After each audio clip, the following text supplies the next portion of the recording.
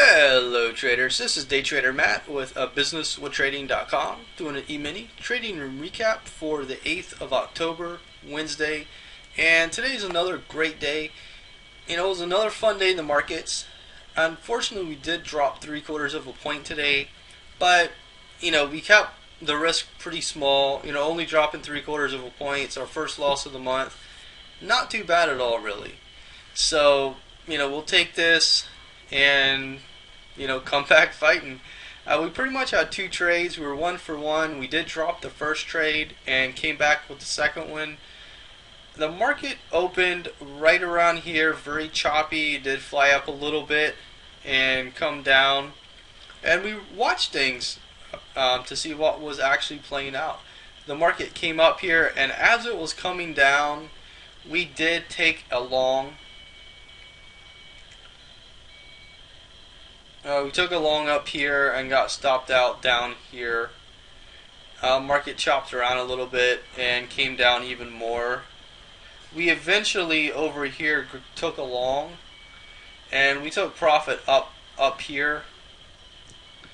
Market came back down and then just shot up. It was one of those things. Well, it would be great to be in it, but it is what it is. So, dropping 3/4 of a point isn't a bad thing. We kept it small. It's better than losing 3 points, better than losing 10 points. I definitely don't see it as a win. There are some people out there who talk about, if you only lose 1 point, it's a win, and that's total bullshit. And even calling it winning and losing is idiotic in my opinion anyway. There's no winning and losing. Trading is a zero-sum game. One person makes money, one person loses money. That's it. And of course, trading is so much more complex than just that. But if you break it down to the basic idea, that's what it is.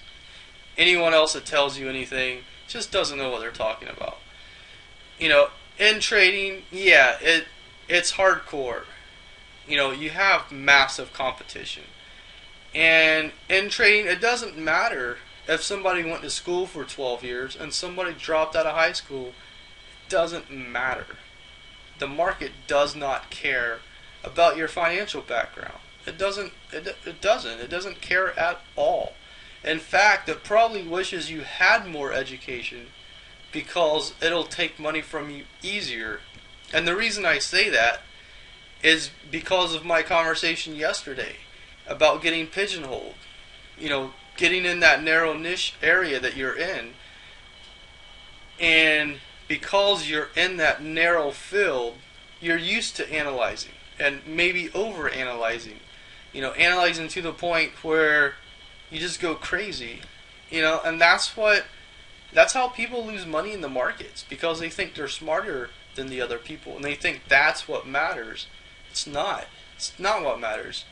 Who gives a shit if you can do calculus and someone else can barely do basic mathematics? It doesn't matter, really. But anyway, I want to talk about that a little bit, but it's important to actually think about, to set and think about, why am I actually trading right now? Is it because I think I'm smarter than everyone and I think I can dominate? Or is it because I actually have a methodology with an edge and I know that if I go in there and run this, I can make it happen? And the reason why, on the floor, you saw so many people that were,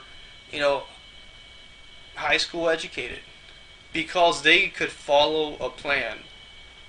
And that's really what trading is. You just follow something. There's no, creativity. I think that the market's going to do this, so I'm just going to keep trading in this way. I'm going to make the market go this way. There's none of that. It's following a plan. So anyway, hopefully that made sense what I was talking about. I kind of continued over from yesterday a little bit. So anyway, hopefully you enjoy that. You can always leave comments below. Thanks for watching. Have a great rest of your day. And I'll see you back here in the markets. Thank you.